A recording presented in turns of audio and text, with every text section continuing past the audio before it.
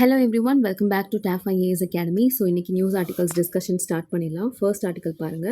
Constitution amendment bill part of delimitation package defeated. Okay, so நமக்கு women reservation குவிக்காக implement பண்ணுறதுக்காக பார்லிமெண்ட்டில் special sitting arrange பண்ணியிருப்பாங்க. And also அதில் நமக்கு constitution 131st amendment bill 2026 introduce பண்ணியிருப்பாங்க அலாங் வித் 2 other bills. ஒன்று வந்து delimitation bill and another one is union territories amendment bill 2026. So இதுதான் வந்து இப்போ பார்லிமெண்ட்டில் டிஃபீட் ஆயிருக்கு. ஓகே, ஸோ உங்களுக்கு கான்ஸ்டியூஷனல் அமெண்ட்மெண்ட் பொறுத்த வரைக்கும் it requires 2/3 of majority present and voting. அதில் the bill falls short of the 2/3 mark of 352 votes. ஏன்னா 298 தான் ஃபேவர் பண்ணியிருக்காங்க, 230 அகெயின்ஸ்டாக இருந்திருக்காங்க. So out of 528 members present, only 298 persons favored the motion or favored the bill. So அதனால இந்த particular constitutional amendment bill has failed. Okay, so நம்ம already நிறைய discuss பண்ணியிருக்கோம் என்ன இஷ்யூ, எதுக்காக இந்த amendment, constitutional amendment women reservation implement பண்ணுறதுக்காக we are going to use 2011 census for the delimitation exercise. இது எல்லாமே நம்ம டிஸ்கஸ் பண்ணியிருக்கோம். ஸோ இன்றைக்கி நம்ம கான்ஸ்டியூஷனல் அமெண்ட்மெண்ட் பற்றி அதோடைய ப்ரொசீஜர் பற்றி மட்டும் டிஸ்கஸ் பண்ண போகிறோம். ஓகே, ஸோ ஃபஸ்ட்டு நமக்கு கான்ஸ்டியூஷனில் மென்ஷன் பண்ணியிருக்காங்களா? Yes, part 20 article 368 talks about amendment of the constitution. Okay, so it grants parliament the power to amend the constitution.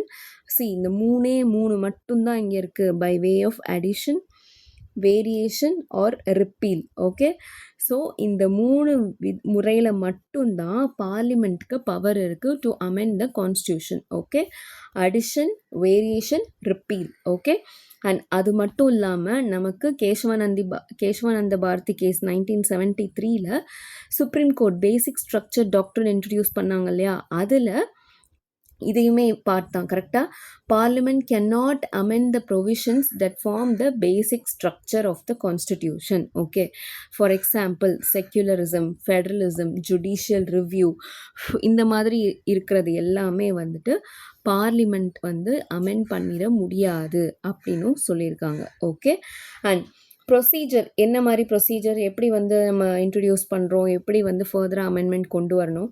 So first initiation, it can be introduced in either house of parliament. அது வந்து நமக்கு லோக்சபாலையும் introduce பண்ணலாம், இல்லை ராஜ்யசபாலையும் introduce பண்ணலாம், but not in state legislatures. Okay, and also மினிஸ்டரும் introduce பண்ணலாம், ப்ரைவேட் மெம்பரும் இன்ட்ரடியூஸ் பண்ணலாம்.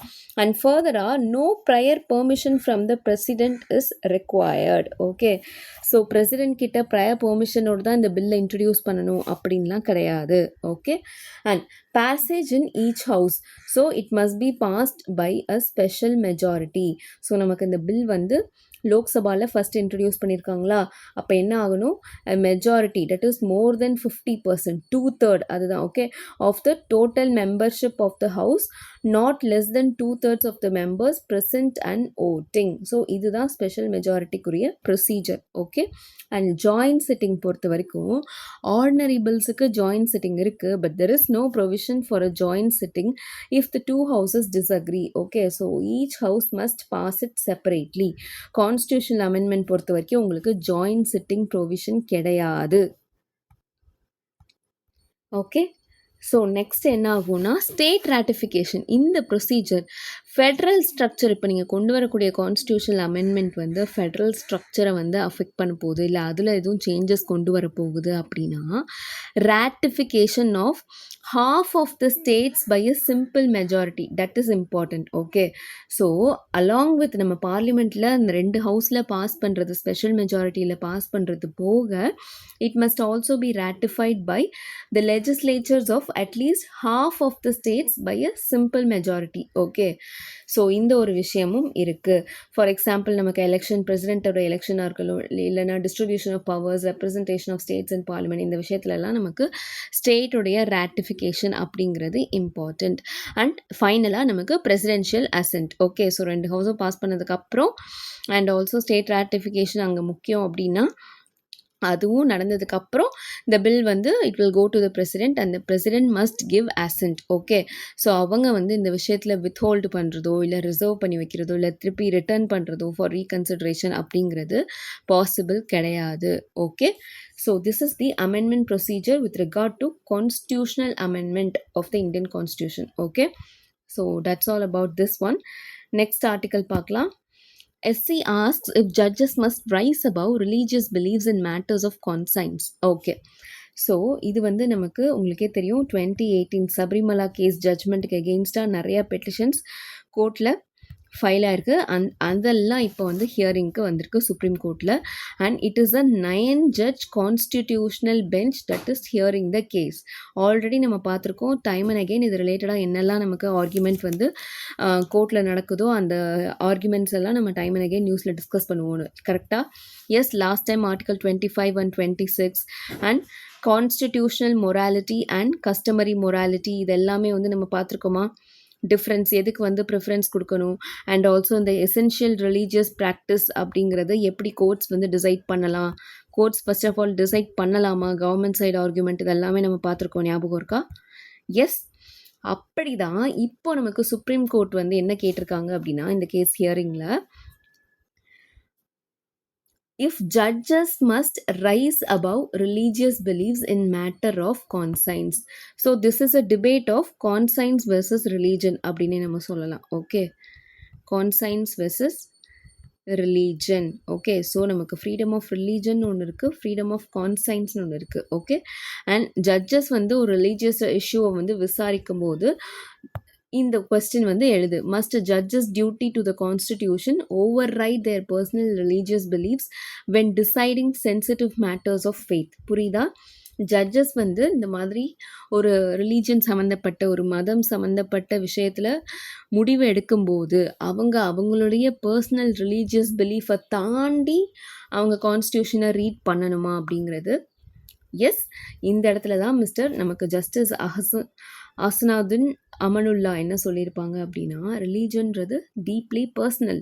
Okay, so judges must rise above that religious consciousness to view the larger picture through the lens of constitutional provisions. So இந்த இடத்துல நமக்கு ஜட்ஜஸை constitutional அத்தாரிட்டிஸாக பார்க்குறோம். Yes, guardian of the constitution already படிச்சிருக்கோமா? எஸ், ஸோ ஜட்ஜஸ் வந்து அவங்களுடைய religious கான்ஷியஸ்னஸ்க்கு அப்பாற்பட்டு அவங்க வந்து கான்ஸ்டியூஷனல் ப்ரொவிஷன்ஸ் படி அரசியல் அமைப்பின் விதிமுறைகளின் படி நம்ம வந்து அந்த விஷயத்தை ஜட்ஜ் பண்ணணும் அப்படிங்கிறத சொல்லியிருக்காங்க. Okay, so conscience versus religion. The court highlighted that article 25 guarantees 2 distinct rights. Okay, article 25 fundamental ரைட்டா? ஸோ அதில் வந்து 2 விதமான ரைட்ஸ் இருக்குது. ஒன்று வந்து freedom of conscience. Conscience is something internal and individuals inner moral compass and belief system. Okay, so அந்த internal ஃப்ரீடமும் இருக்குது.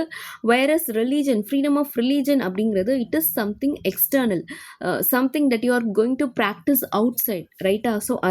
So the outward practice rituals and manifestation of those beliefs. Okay, so புரிஞ்சுதா? இதுதான் conscience versus religion debate final hearing.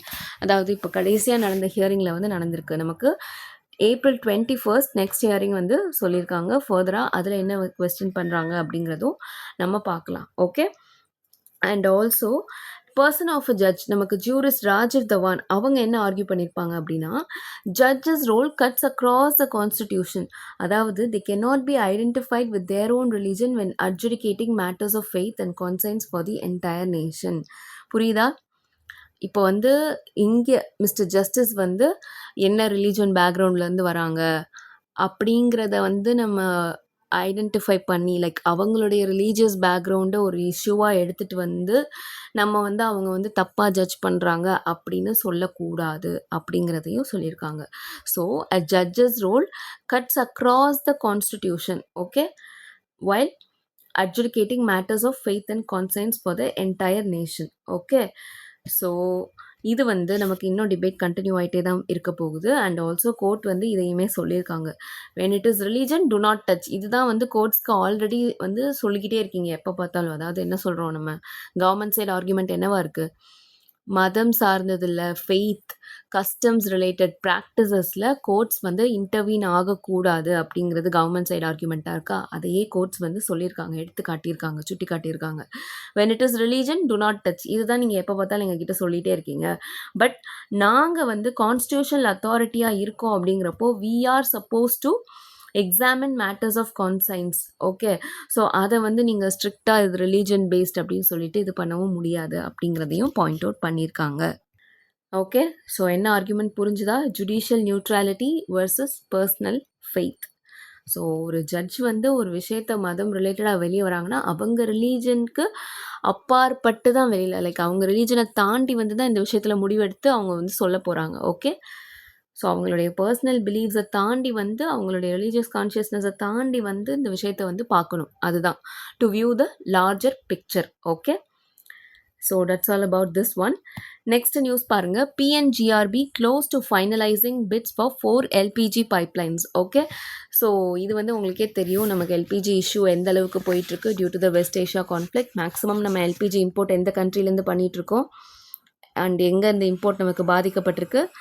Khattar. எஸ்ஸா, almost ஒரு 40 to 50% மேலே நம்ம LPG and LNG import பார்த்திங்கன்னா கத்தாரை depend பண்ணி தான் இருக்கும்.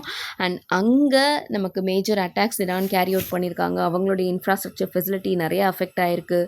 அண்ட் ஆல்சோ ஸ்ட்ரெயிட் ஆஃப் ஹார்மூஸில் வந்துட்டு நமக்கு அவ்வளோ குவிக்காக நம்மளால் பாஸ் டவுன் பண்ண பேசேஜ் வந்து கிடைக்கல. இந்த மாதிரி இஷ்யூஸ்னால நமக்கு LPG க்ரைசிஸ் வந்து இருக்குது. அண்ட் இந்த மாதிரி டைமில் தான் கவர்மெண்ட்டும் என்ன புஷ் பண்ணிகிட்ருக்காங்க, எல்பிஜியிலேருந்து பிஎன்ஜிக்கு ஷிஃப்ட் ஆகிறதுக்கு கவர்மெண்ட் வந்து புஷ் பண்ணிகிட்டு இருக்காங்க. Yes, LPG liquefied petroleum gas, PNG piped natural gas. Okay, so pipelines மூலமாக நம்ம வந்து எல்பிஜி வந்து எடுத்துக்க போகிறோம். ஓகே, ஸோ அதுதான் இதை பற்றி நம்ம ஆல்ரெடி டிஸ்கஸ் பண்ணியிருக்கோம். எல்பிஜி அண்ட் பிஎன்ஜி, நமக்கு எல்பிஜி சிலிண்டர்ஸ், கேஸ் சிலிண்டர்ஸ் தானே யூஸ் பண்ணுறோம் சோஃபார். நமக்கு கமர்ஷியல் பர்பஸாக இருக்கட்டும் இல்லை டொமெஸ்டிக் யூசேஜாக இருக்கட்டும், சிலிண்டர்ஸ் தான் மேக்ஸிமம் இந்தியாவில் பயன்படுத்திகிட்ருக்கோம். கரெக்டாக?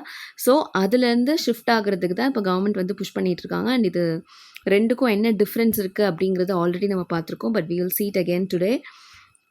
So first of all LPG PNG composition என்ன அப்படின்னு பார்த்தீங்கன்னா, லிக்விஃபைட் பெட்ரோலியம் கேஸ் பொறுத்த வரைக்கும் it is a mixture of propane and butane.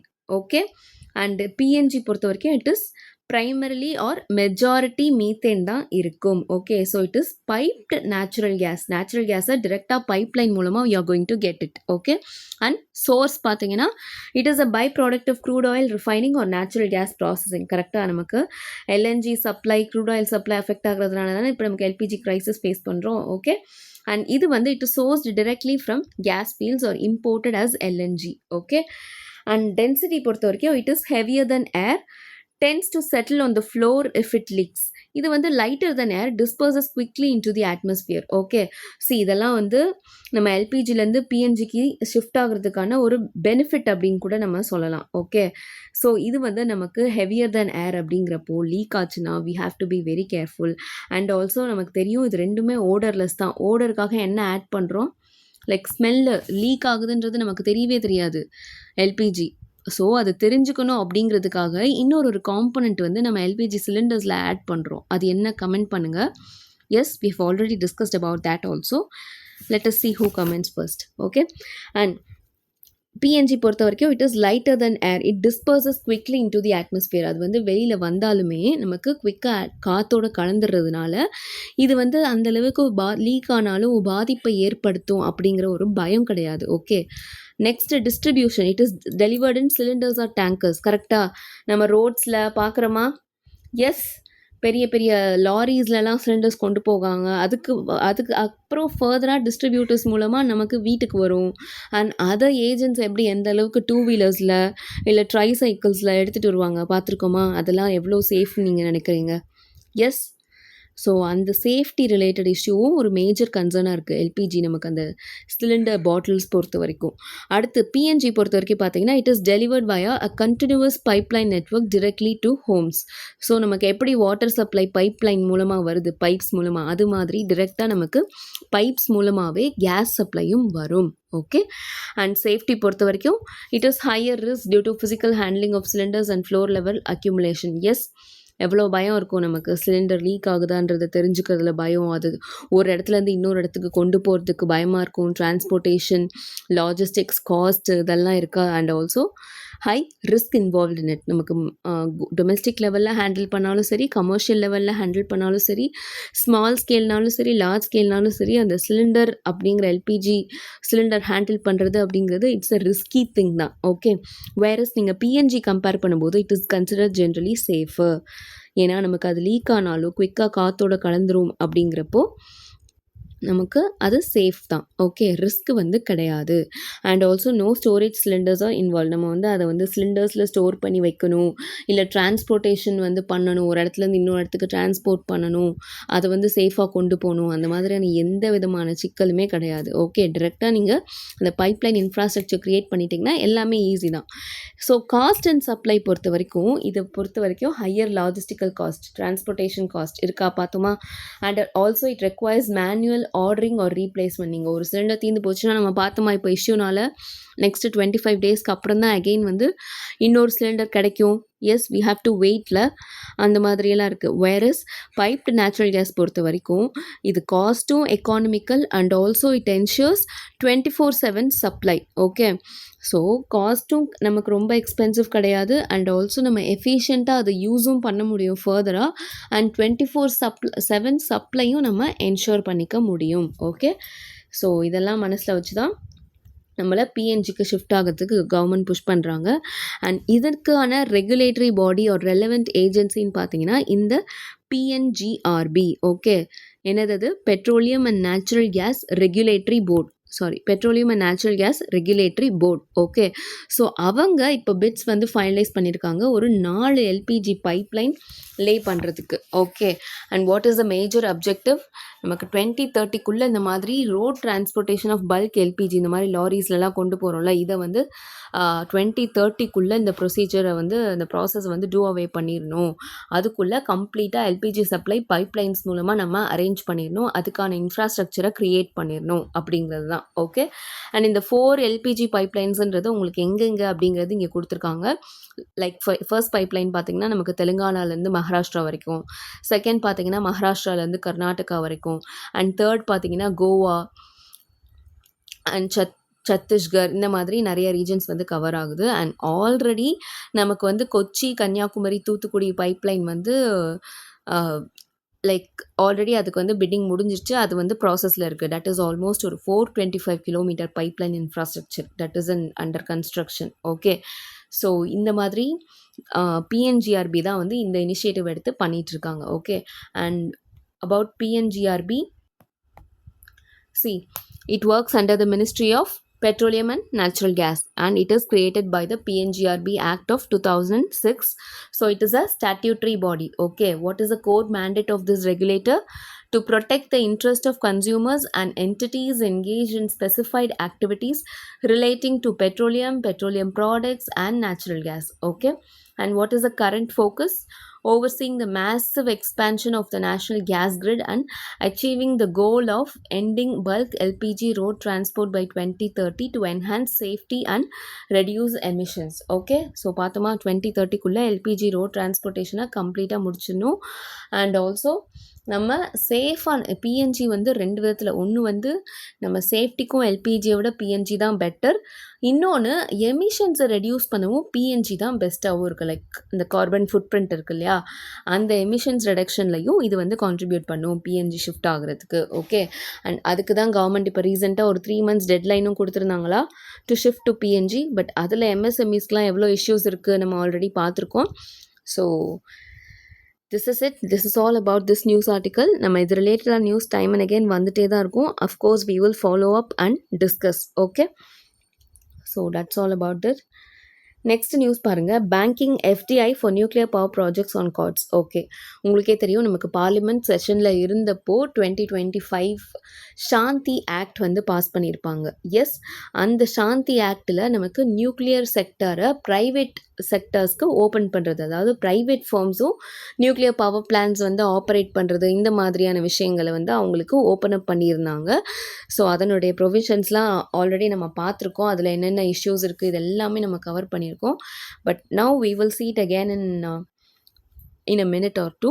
But அதுக்கு முன்னாடி இந்த நியூஸில் நம்ம ப்ரைவேட் செக்டாருக்கு நியூக்ளியர் பவர் ப்ராஜெக்ட்ஸ் வந்து அலோகேட் பண்ணுறதுக்கு இல்லை அதில் ஃபாரின் டிரெக்ட் இன்வெஸ்ட்மெண்ட் வந்து அட்ராக்ட் பண்ணுறதுக்கும் இப்போ அப்ரூவல் கிடச்சிருக்கு. Okay, so atomic energy commission இருக்கு இல்லையா, அவங்க officially approved draft FDI policy framework for nuclear power projects. அதாவது ஃபாரின் ஃபர்ம்ஸ் வந்து இந்தியாவில் எஃப்டிஐ இன்வெஸ்ட் பண்ணுறதுக்கு எல்லா செக்டார்ஸ்க்கும் ஓப்பன் கிடையாது. ஓகே, இப்போ வந்து ஐடி செக்டார், எலக்ட்ரானிக்ஸில் இன்வெஸ்ட் பண்ணுறாங்க, ஆட்டோமொபைல் செக்டாரில் எஃப்டிஐ வருது, இதெல்லாம் நம்ம பார்த்துருப்போம். பட் நியூக்ளியர் பவர் ப்ராஜெக்ட் பொறுத்த வரைக்கும் இது வரைக்கும் எஃப்டிஐ வந்து ஓப்பன் அப் பண்ண கிடையாது. அதை வந்து இப்போது ஓப்பன் அப் பண்ணி ப்ரப்போசல் ரிலீஸ் பண்ணியிருக்காங்க, அப்ரூவல் கொடுத்துருக்காங்க. ஓகே, ஸோ இதுக்கப்புறம் நமக்கு ஃபாரின் டிரெக்ட் இன்வெஸ்ட்மெண்ட் எஃப்டிஐ வந்து நமக்கு நியூக்ளியர் பவர் ப்ராஜெக்ட்லையும் பண்ணலாம். ஓகே, அண்ட் நமக்கு நியூக்ளியர் பவர் ப்ராஜெக்ட் பொறுத்த வரைக்கும் ஃபண்டிங் கேப், அதாவது நம்ம டார்கெட் என்ன வச்சுருக்கோம், நியூக்ளியர் எனர்ஜி வந்து 2047, அதாவது விகசித் பாரத் டார்கெட் இயர் 2047 அதுக்குள்ளே 100 GW of nuclear energy capacity வந்து ஜெனரேட் பண்ணியிருக்கணும்னு நம்ம டார்கெட் வச்சுருக்கோம். ஓகே, அதுக்கு நமக்கு தேவைப்படுற ஃபண்டிங் பார்த்தீங்கன்னா ஆல்மோஸ்ட் ஒரு 20 lakh crore இன்வெஸ்ட்மெண்ட் வந்து தேவைப்படுது. Yes, 20 lakhs crore, $217 billion.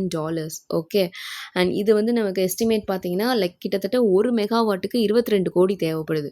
அப்போ 1 ஜிகாவாட்டுக்கு எவ்வளோ தேவைப்படும், அப்போ 100 ஜிகாவாட்டுக்கு எவ்வளோ தேவைப்படும் அப்படிங்கிறது தான் இந்த 20 lakh crore காஸ்ட் இன்வெஸ்ட்மெண்ட் தேவைப்படுறது. ஓகே, ஸோ இதுக்காக தான் we are trying to attract investment, foreign direct investment. Okay, so foreign banks வந்து டிரெக்டாகவே வந்துட்டு நியூக்ளியர் பவர் ப்ராஜெக்ட்ஸில் இன்வெஸ்ட் பண்ணலாம் அப்படிங்கிறதுக்கு இப்போது நமக்கு ப்ரப்போசல் ரெடி பண்ணியிருக்காங்க.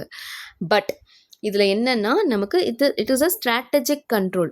Despite FDI, government maintains absolute control over sensitive fuel cycle activities like uranium enrichment and spent fuel management. Okay, so அந்த uranium enrichment process and also spent fuel management, இந்த 2 fuel cycle related பொறுத்த வரைக்கும் ரொம்ப சென்சிட்டிவான விஷயம்.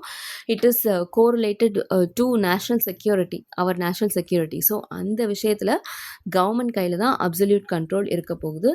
Operation control, அந்த maintenance அதெல்லாம் வந்து மேக்ஸிமம் வந்து இந்த ப்ரைவேட் ஃபார்ம்ஸ் வந்து பண்ணிக்கலாம். Okay, so regarding Shanti act, sustainable harnessing and advancement of nuclear energy for transforming India. Okay, இதுதான் இதனுடைய எக்ஸ்பேன்ஷன்.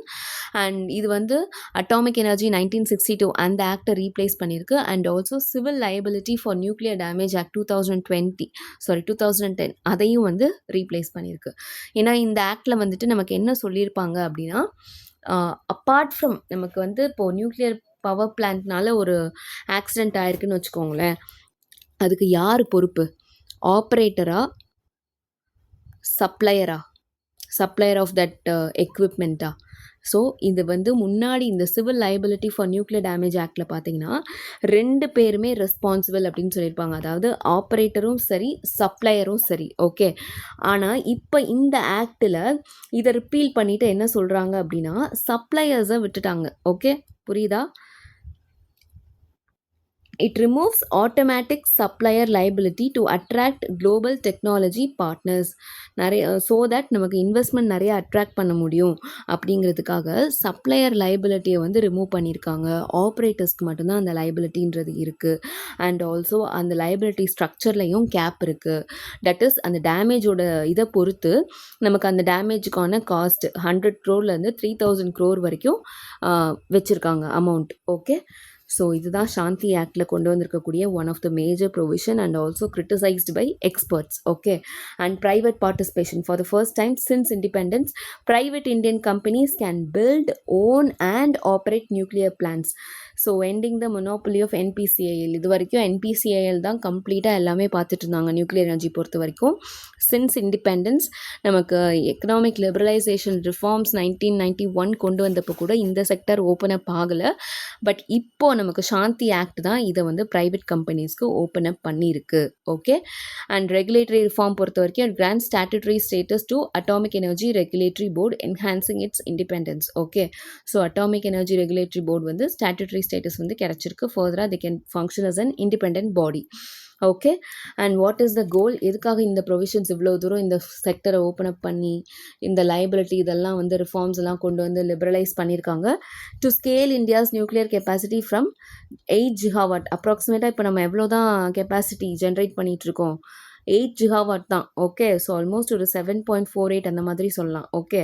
ஸோ அதுலேருந்து 2047க்குள்ளே 100 ஜிகாவாட் அச்சீவ் பண்ணணும்னு we have a target. So to achieve that இந்த சாந்தி ஆக்ட் வந்து கொண்டு வந்திருக்காங்க. ஓகே. அண்ட் அதில் இப்போ நம்ம எஃப்டிஐ அட்ராக்ட் பண்ணுறது தான் நியூஸாக வந்திருக்கு. Okay. So that's all about this one.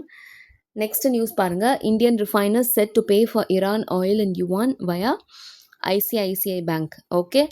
So இது நம்ம ஆல்ரெடி பார்த்துருக்கோமா? வெஸ்ட் ஏஷியா கிரைசிஸ்னால டாலர்ஸை பைபாஸ் பண்ணி India is trying to make payments through local currency. Yes, முன்னாடி ரியால்ஸில் வந்து பே பண்ணலாம் அப்படின்னு திங்க் பண்ணுறாங்கன்னு பார்த்தோமா? ஸோ இப்போது நமக்கு Indian refiners they are going to pay in yuan, Chinese yuan use பண்ணி பே பண்ண போகிறாங்க. So why the shift to yuan? First and foremost bypassing the dollar. ஏன்னா நமக்கு யூஎஸ் சாங்ஷன்ஸுன்றது ஈரானுடைய ஆயில் வாங்கக்கூடாது, ஈரான்கிட்டையும் ஆயில் வாங்கக்கூடாது, ரஷ்யாஸ்கிட்டையும் வாங்கக்கூடாதுன்னு இருக்குது. கரெக்டாக? அண்ட் அதில் தான் நமக்கு ஒரு 1 மந்த் வரைக்கும் இந்த ஏப்ரல் 19 ஏப்ரல் 26 வரைக்கும் வெய்வர் பிளான் வந்து கொடுத்துருந்தாங்க. லைக் அது வரைக்கும் பர்ச்சேஸ் பண்ணிக்கோங்கப்பா நீங்கள் அப்படின்னு சொல்லிட்டு யூஎஸ். ஸோ இந்த மாதிரி டைமில் நமக்கு ஒரு நான் டாலர் ஆல்டர்னேட்டிவ் தேவைப்படுது. டாலர்ஸில் ஈரானுக்கு பேமெண்ட் மேக் பண்ணுறதுங்கிறது கொஞ்சம் கஷ்டமான விஷயமா இருக்குது. அப்படிங்கிறப்ப தான் we have chosen to shift to yuan, அதாவது non dollar alternative. Okay. And India வந்து ஆல்ரெடி யுவானில் நமக்கு ரஷ்யன் ஆயில் பர்ச்சேஸ் பண்ணப்போ பே பண்ணியிருக்கு. அண்ட் ஆல்சோ நமக்கு இந்தியா பொறுத்த வரைக்கும், அதாவது நம்மளை பொறுத்த வரைக்கும் என்ன, நம்மளுடைய ஸ்ட்ராட்டஜிக் இன்ட்ரெஸ்ட் தான் நமக்கு இம்பார்ட்டன்ட். கரெக்டாக? நம்மளுடைய நேஷ்னல் லெவலில் எனர்ஜி செக்யூரிட்டிங்கிறது ரொம்ப important. So strait of Hormuz டிஸ்ட்ரப்ஷன்ஸ்க்கு மத்தியில் நம்மளுடைய சர்வைவல்ன்றது ரொம்ப ரொம்ப important. So that we can keep our domestic fuel prices stable and stocks full. So இதுக்காக தான் வந்துட்டு நமக்கு யுவானுக்கு ஷிஃப்ட் ஆகிறதுக்கு முடிவு பண்ணியிருக்காங்க. அண்ட் இதனுடைய ஜியோ பொலிட்டிக்கல் இம்ப்ளிகேஷன்ஸ் அப்படிங்கிறது நம்ம 3 விதமாக பார்க்கலாம். 3மே ரொம்ப ரொம்ப இம்பார்ட்டன்ட். ஃபஸ்ட்டு வந்து டீடாலரைசேஷன் ட்ரெண்ட். கரெக்டாக? டாலர்லேருந்து we are trying to move away and that is a major goal for both China and Russia. China and Russia 2 கண்ட்ரீஸுமே வந்துட்டு யூஎஸ் கூட யூஎஸ் டாலர் யூஸ் பண்ணுறதுல அவ்வளோ இதெல்லாம் கிடையாது. கரெக்டாக? ஸோ அவங்களுமே லோக்கல் கரன்சி இல்லைனா சைனாவுடைய கரன்சி புஷ் பண்ணுறதுக்கு தான் ட்ரை பண்ணுறாங்க. எஸ், ரஷ்யானா ரஷ்யா அவங்களுடைய லோக்கல் கரன்சி. ஓகே. ஸோ இந்த மூவ் வந்து இந்த டீடாலரைசேஷன் ட்ரெண்டை வந்து இன்னும் கொஞ்சம் டைவர்சிஃபை பண்ணுற மாதிரி இருக்குது. And next balancing act. Yes, India பொறுத்த வரைக்கும் we are having ஆர் என்ன சொல்கிறது, we are walking on a tight rope அப்படின்னே சொல்லலாம். பிகாஸ் நமக்கு யூஎஸ்ஏவோட பார்ட்னர்ஷிப்பும் முக்கியம், இந்த பக்கம் ஈரானோட பார்ட்னர்ஷிப்பும் முக்கியம், ரஷ்யாவோட பார்ட்னர்ஷிப்பும் முக்கியம். And also we are having a difficult relationship with China also. Yes, border related issue ரொம்பவே கிரிட்டிக்கலாக போயிட்டுருக்கு. கரெக்டாக? ஸோ 3 கண்ட்ரீஸ்டையுமே கொஞ்சம் டிஃபிகல்ட்டான ஒரு டைம்ஸில் தான் நம்ம இருந்துகிட்ருக்கோம். So kind of balancing act அப்படிங்கிறது ரொம்ப ரொம்ப இம்பார்ட்டண்ட்.